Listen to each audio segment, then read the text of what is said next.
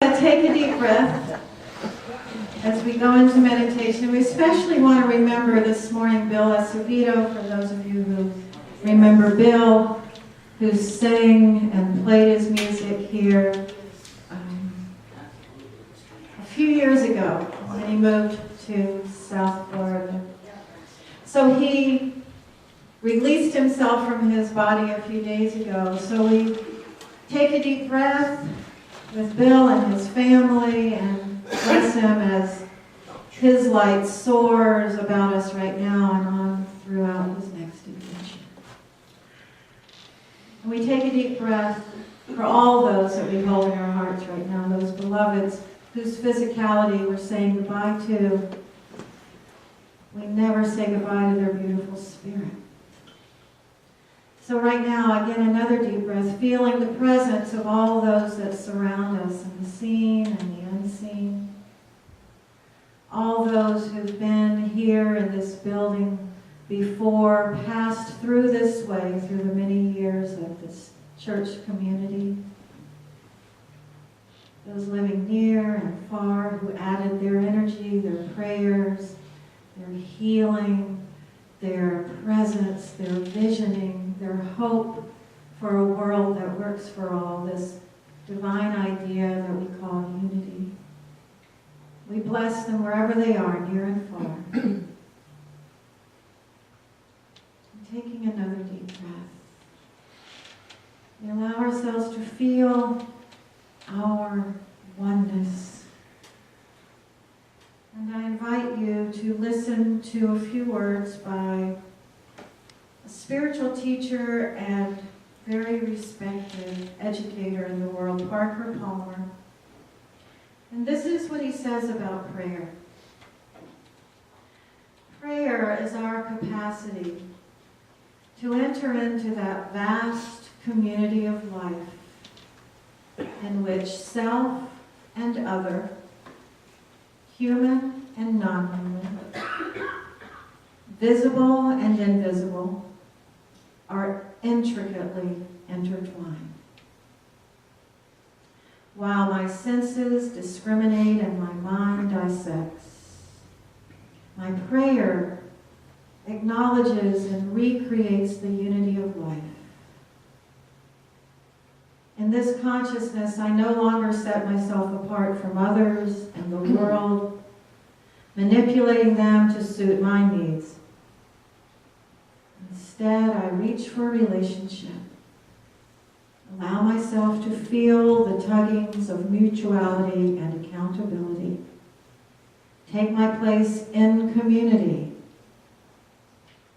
I take my place in community with self and other, human and non-human, visible and invisible. I am intricately intertwined in the community, the transcendent center that connects us all. Prayer means opening ourselves to the fact that as we reach for that connecting center, the center is reaching for us. So I invite us all to take a deep breath and deep breath into that idea. Deep breath into that divine idea that as we are reaching to feel oneness, to feel our connection with all of the community, as we reach for that center, the center is reaching for us. So take a deep breath into this awareness of our connection with all life and our connection with this consciousness known by so many names. The consciousness of oneness. The consciousness that takes us into a depth of understanding that passes all human understanding. We reach for that center, that consciousness. Take a few moments of silence. And in that time of silence, I ask each one of us to make the decision, if it feels right for us, to open our hearts and our minds even more fully to this transformative consciousness.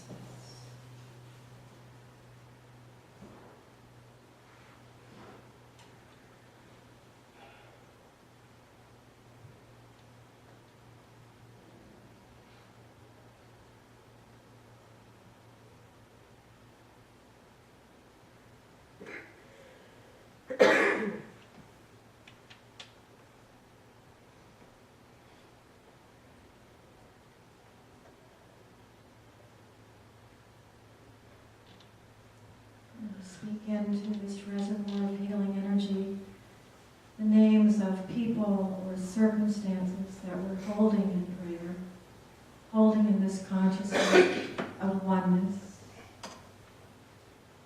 Speak them right out loud if that feels comfortable for you. Susan Bowles, Dick Bowles and their family. Christy Spivey and her family. Bill Acevedo and his family, Sarah Raphael, Karen Henson, Janice Henson and her husband and wife.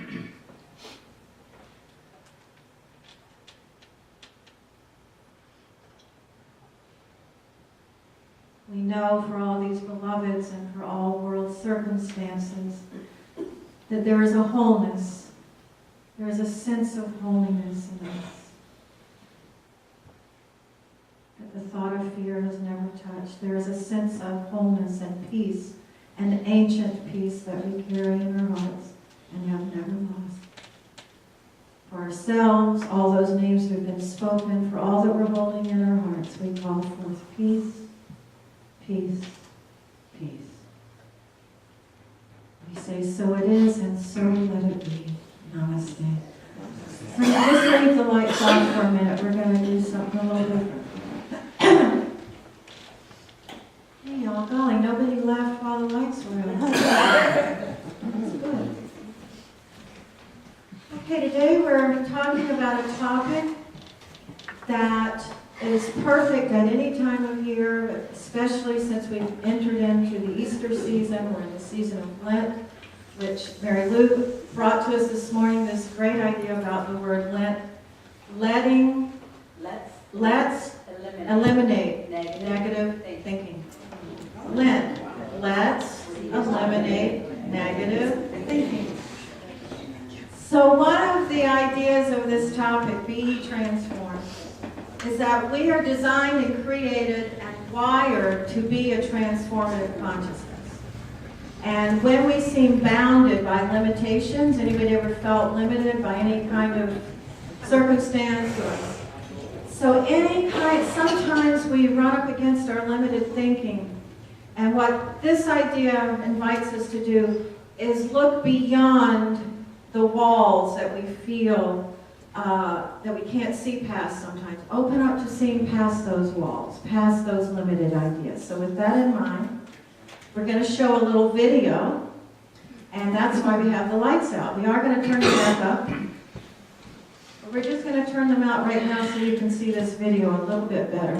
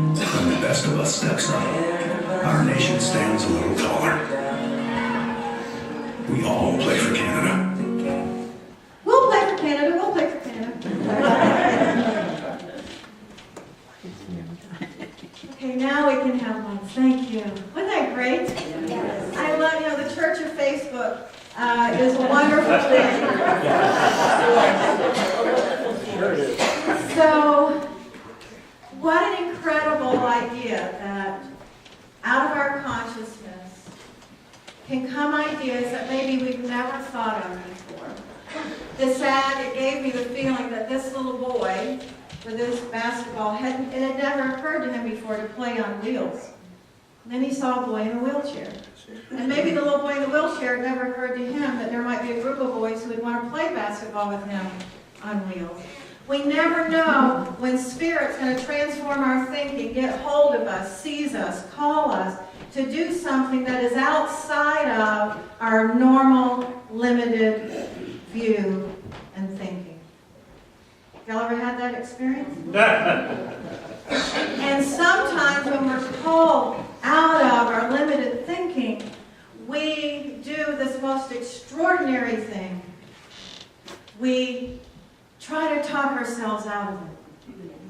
I mean, the Most High Consciousness can light up our room like it did for Paul, or the Saul as he was known by. He was struck blind by the great light. Sometimes the great light comes and we go, that can't be meant for me. That's for next door, I'm sure of it. Your room lights up. Your mind lights up with an inspired idea. Your mind lights up with a calling, an awareness that you are meant to do something that maybe is outside of your limited view. And you're called to do it, to be it.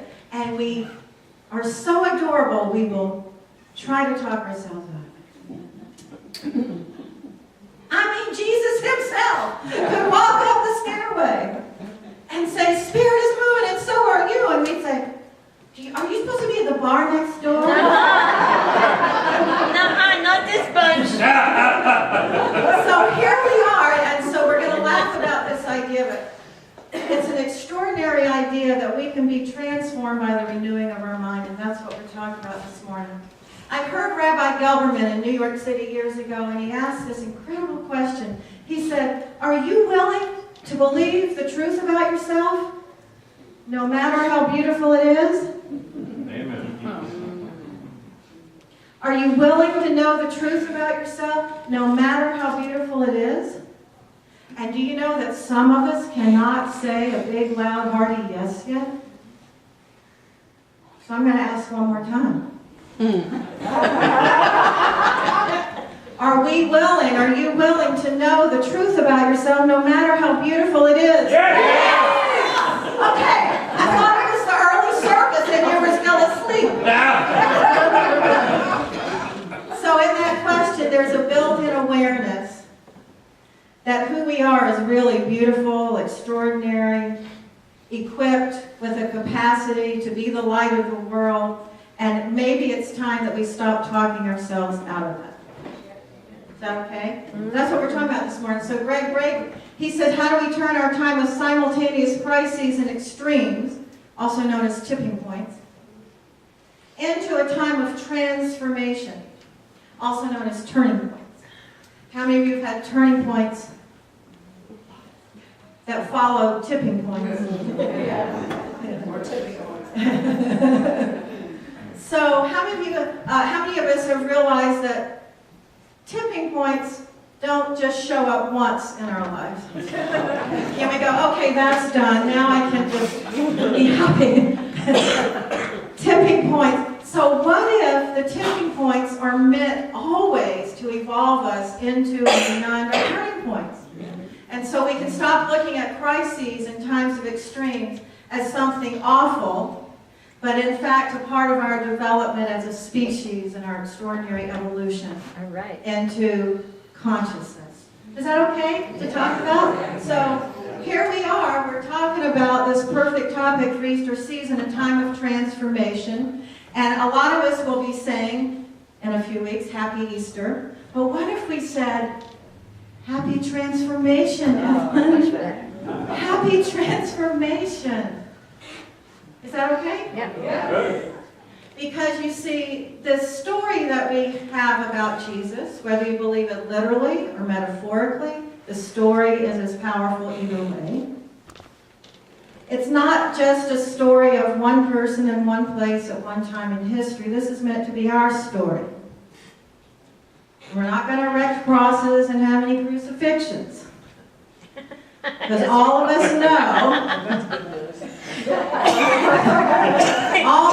know that our lives will hold enough experiences that will feel crucifying. We don't need to have a literal cross. Exactly.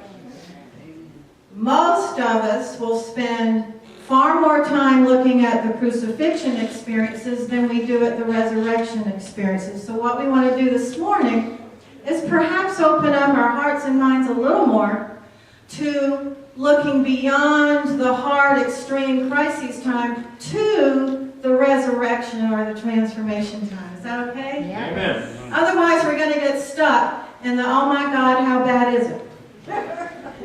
So here's the scripture we're working with from Paul. He said, be not conformed to this world, but be ye transformed by the renewing of your mind. Now, he had a right to talk about this topic because he lived an extraordinary transformation himself. Are y'all cold? Do we need to turn on the heat? No, we're okay. Okay, so Paul used to be called Saul. And Saul had an interesting career. He was a zealot, and his career was mandated by the Roman government. He had the right to kill people who were practicing the new way. It wasn't known as Christianity yet, but the new way, this new way brought into the world by this renegade, this guy named Jesus. He said, there's this consciousness that you too can be a part of. You too can be in this consciousness, and it's just going to require one little thing. That you love God with all your heart and all your mind and all your soul and love your neighbor as yourself. It's all that's going to be required. Well, Paul was going around killing the people that believed that way. And something extraordinary happened to him. He saw the light. Walking on the Damascus Road, and incredibly, this is the story that has been handed down to us, a bright light, so bright that it blinded him, he could not see. He was taken to the house of a man who prayed for him. His sight did not return to him until he had a turning of his thinking, a changing of his thinking. He was transformed in his mind and in his thinking. And when he woke up, he said, uh-oh. That's what happens to me. See the light, lose a job. See the light, lose a job. And we need to add that to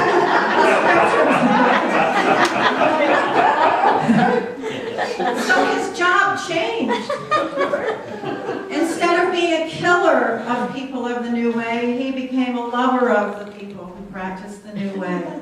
He became a solid teacher of the principles of what he thought were the new way. Now, he got a little confused on a few things, but he was trying to bring his Jewish brethren in to this new way.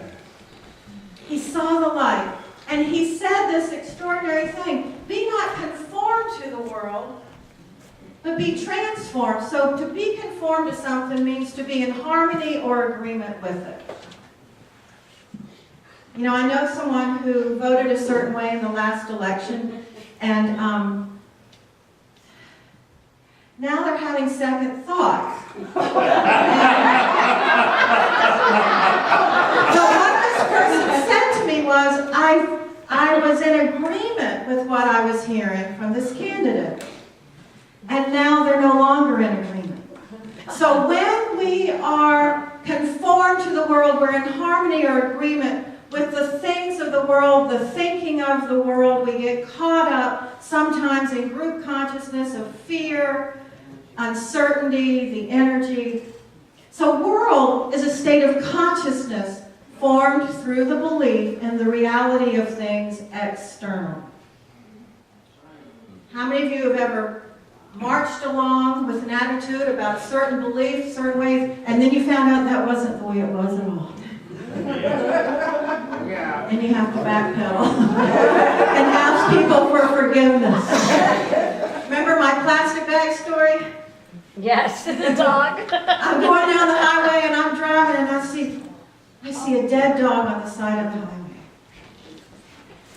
And as I'm passing, How can people just leave a dog on the side of the highway? They could have at least taken it to the veterinarian. What have people come to? I cannot believe that people are so cruel. I pulled over, I stopped, I walked back to that dead dog, and it was a black plastic garbage bag. But I had judged and condemned the whole human race for not stopping for a dog on the side of the road. I'm willing to bet that some of you have done similar things. We get on a high horse about a certain idea and belief, and then we realize, uh-oh. So, be ye transformed by the renewing of your mind. Transform means to change in form, to change in appearance or structure, to change in condition or nature or character. That's what Paul did. Saul, the killer of Christians, became Paul, the lover of Christians. His nature changed, his character changed. How many of us have had a change in character, change of nature? How many of us in here have studied healing? You know about transmutation. You can take a negative energy and transmute it to an energy of love and kindness. That's healing. When you're in the midst of an atmosphere of unkind thinking, you and I have the capacity to be present with that and to shift the energy and change it into another kind of energy. You and I know how to do that. That's called being a healer, a visionary, a transformer. Years ago at my healing center, I was in deep meditation and I heard a voice. It turns out it was the voice of Mother Mary. I'm not Catholic, but sometimes she talks to me. Seems you don't have to be Catholic to talk with Mother Mary. Mary is not Catholic either. Thank you. And so she said to me, you are a transformer. And that's what I believe is true of all of us if we're sitting in a group like this. We're transformers. We can take low negative energy and transform it into a high loving energy. We can take the most high consciousness energy and we can transform it into a way that other people can hear it, sense it, and feel it. Did you know that? Yes. That's what we are. That's what we do. So, renewing means to make new, regenerating, restoring, and today I'm defining your mind as your technology to access the most high consciousness. Amen. We have a technology, mind and heart together. It's our technology to access the most high consciousness that we've been designed to live as, to speak as, to be in the world as. Charlie, would you please say amen so the rest of them? Amen. So they'll know it's okay to say amen. So the rest of the scripture continues. So it's do not be conformed to this world, but be transformed by the renewing of your minds. And it goes on. So that, Paul was all the time going on. You may discern what is the will of God. Now we have to define God. Somebody define God. Good orderly direction. What? Good orderly Good direction. orderly direction. Somebody else, please. The universe. Universe. Love. Love. All that is. All that is. Divine spirit. What? Divine spirit. So we want to be transformed by the renewing of our minds so that we may discern what is the will of the Most High, the divine mind, love, universe. We want to know the will of the evolutionary consciousness that's working through us. Will means the decision-making, direction-choosing faculty of the mind. That's how Fillmore described it. So I think what they're saying is, sometimes my little will does not match the huge, most high consciousness evolutionary will. Sometimes I might need to spend time in prayer or meditation, listening, so that I can know in that moment how my actions can most connect with and align with the Most High Consciousness. Because every now and then, my consciousness doesn't align with the Most High consciousness. But that's what I seek. That's what I do my meditation for. That's what I do my prayers for. So, this is what Charles Fillmore said. People everywhere are now realizing as never before that the well-being of this world rests with us. It is no longer a religious dogma or a philosophical theory. The destiny of the human race is in the hands of humankind. The great and most important issue before the people today is the development of the spiritual mind and through it, unity with the one presence. So our co-founder, Charles Fillmore, seems to have been saying that it's not so much an outside God that's calling the shots. It's about us, you and me, being in this centered consciousness, this evolutionary, transformative, divine mind, kingdom of heaven within consciousness, and out of that place our decisions come. Have you ever had the experience where your decisions come from your fear?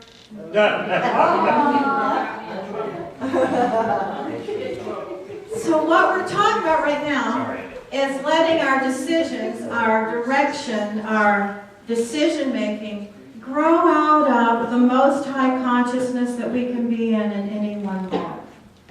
And because that's always expanding and evolving, it means that it changes from moment to moment. Think right now about a belief that you grew up with, that you have now shifted and transformed. Think about a belief that might have been given to you by your family, your culture, your religion, and that somewhere along the way you simply lovingly let go of that belief. Is Or maybe not so lovingly? lovingly. But you realize you have to let go of that belief. Anybody?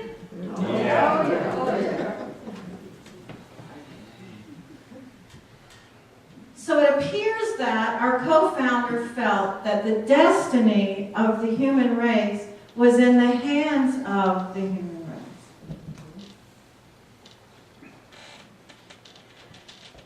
It appears that all the great spiritual masters are telling us that we are the consciousness out of which a world that works for everyone will grow. Amen. Y'all as concerned as I am. No. I'd like to know how the original group of beings, got together and formed this type of the consciousness that everybody just bought into. It's because we're mammals or what? Who started this? Could have been the other way around. Who started this and who listened to them and formed this big collective unconsciousness? Y'all have time to stay over?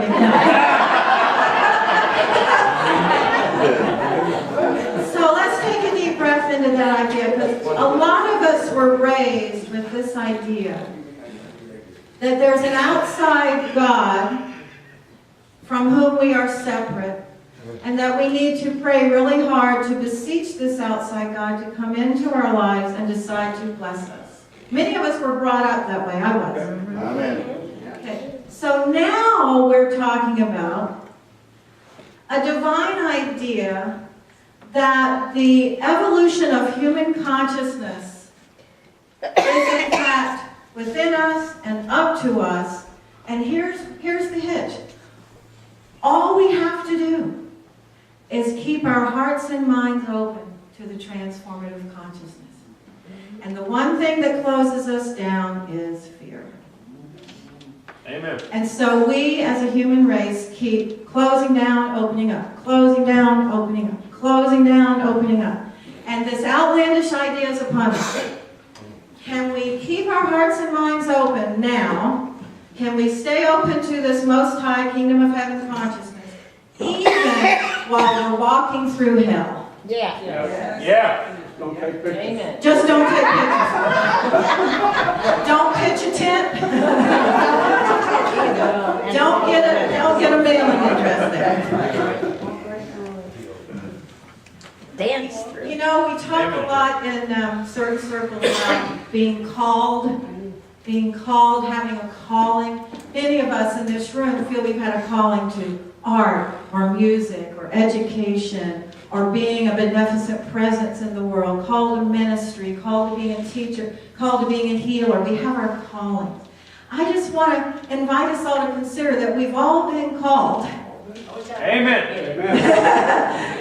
You did. We've all been called to know that we are the transformative consciousness. I told David the other day, I said, you know, really what it comes down to is there's nobody in charge. Where's the There's grown-ups? nobody who knows what they're doing right now. But on a higher level, or a deeper level, however you see that, we all are equipped to be in this incredible, extraordinary moment. Yes. It's within us. What I heard in my meditation a few weeks ago, your entire life has prepared you to be here now in this moment. You're ready. Yes. Amen. Yes. This is what we came here for. Hallelujah. So let's take a deep breath into that. Let's take a deep breath into knowing that we're the transformers. So I'm going to end with what our Unity Minister friend Ed Townley, he sums it all up with one quote. Are you ready? Yep. Yes, ma'am. Wake up! Shake off the dream of limitation and duality and reclaim your true identity as beings of spirit. All So right. let's all read that together. Wake up. Wake up. Shake off the dream of limitation and duality and reclaim your true identity as beings of spirit. Let me ask you I want this. that twice. What does that look like? What does true identity as beings of spirit look like? Oh, yeah. It looks like Lloyd. It does.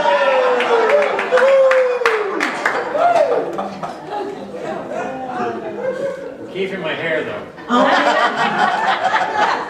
come the Canadians are louder than the rest of us? Hey, I take exception to that. Yeah, I do too on that one. Yeah. So let's take another deep breath into this idea. We're called to be extraordinary in extraordinary times. We are called to be the light in times when it's not always so easy to see the light. We are called to know this, and it's a great line out of the movie The Shack, and some of you go to see it, where the actor who's playing God, a lovely black woman, she says, speaking as God, she said, I can work good out of any tragedy, but I do not orchestrate the tragedy. Amen. Yeah. God is speaking. One presence is speaking. The kingdom of heaven consciousness speaks. And all of us all the time. Sometimes we have ears to hear and eyes to see. The extraordinary kingdom of heaven consciousness is saying to us, your entire life and other lifetimes have prepared you for this moment. You're ready. And the kingdom of heaven consciousness is saying to us that you are a transformer. You can transform negative thinking. You can transform fear thinking. You can transform uncertainty thinking. And you can be the light of the world. You've got this. You know Amen. how to do this. Amen. So let's all read this together one more time. But I want you to say it to your neighbor. Wake up. I want you to wake up. Wake up.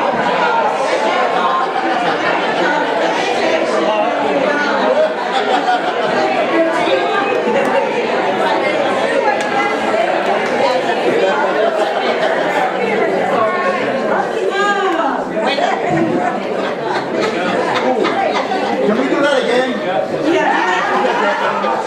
That's what my granddaughter used to do when she gets so excited. She goes, Lloyd wants to do it again, and we like for our friends from Canada to be happy. So let's all do it again.